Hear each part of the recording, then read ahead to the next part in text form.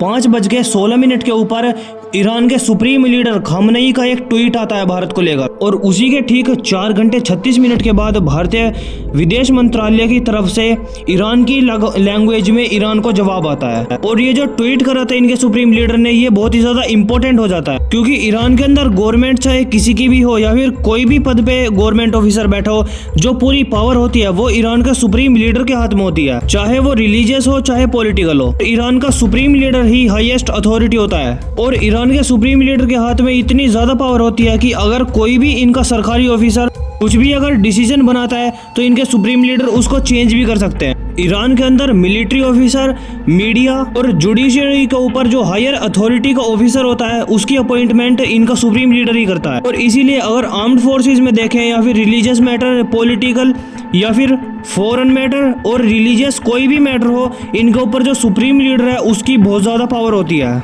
और इन सारी चीजों का कंट्रोल सिर्फ और सिर्फ इनके सुप्रीम लीडर के हाथ में होता है। और यहाँ तक तो जो ईरान के रेवोल्यूशनरी गार्ड हैं वो भी, उनकी पावर भी इनके सुप्रीम लीडर के हाथ में आती है। चाहे इनकी न्यूक्लियर पॉलिसी ले लो, चाहे इनकी फॉरेन पॉलिसी ले लो, सभी मैटर इनके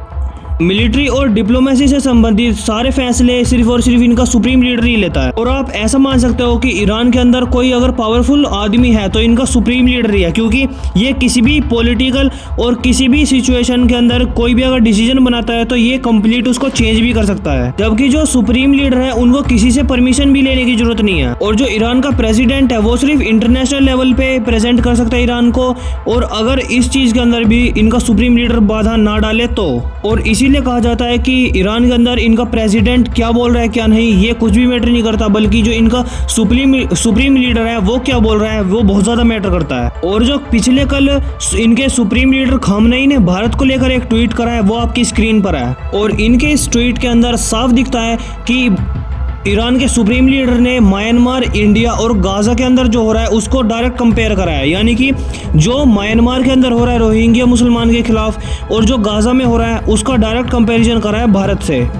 और जैसे ही ईरान के सुप्रीम लीडर का ये ट्वीट आया, वैसे ही भारत सरकार का विदेश मंत्रालय एकदम एक्टिव हो गया, और इस ट्वीट के ठीक 4.5 घंटे बाद भारतीय सरकार ने भी एक रिप्लाई दे दिया ईरान को। भारतीय सरकार ने इस पर यह कहा है कि जो ईरान के सुप्रीम लीडर ने हमको ये ट्वीट के अंदर कहा है ये बिल्कुल अनएक्सेप्टेबल, हम इसकी कड़ी निंदा करते हैं, और ये बयान और जो ये ट्वीट करा है ये गलत जानकारी के ऊपर आधारित है। जो देश दूसरों को सिखाते हैं और भारत जैसे देश को बताते हैं कि माइनॉरिटी का कैसे ख्याल रखना है, वो सबसे पहले अपने देश की माइनॉरिटी को ख्याल रखें और अपने जो माइनॉरिटीज हैं उनको ठीक से रखें, और दूसरे के ऊपर टिप्पणी करने से पहले अपने देश के अंदर देखो और उनकी हालत देखो माइनॉरिटीज की कैसी है।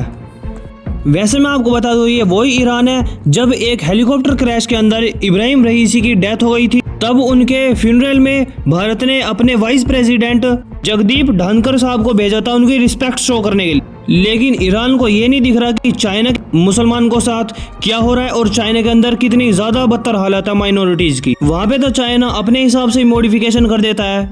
वहाँ पे तो चाइना मस्जिदों की अपने आप ही मॉडिफिकेशन कर देता है और उनका जो स्ट्रक्चर है वो पूरा ही चेंज कर देता है। और भारत के अंदर माइनॉरिटीज रोड ब्लॉक करके भारत के और लोगों को परेशान करती हैं, मेजोरिटी में जब पथराव करती हैं, और माइनॉरिटी में बैठे हिंदुओं के त्योहार के ऊपर जब वो यात्रा निकालते हैं तो उनके ऊपर पथराव भी करते हैं। और इन सब के बावजूद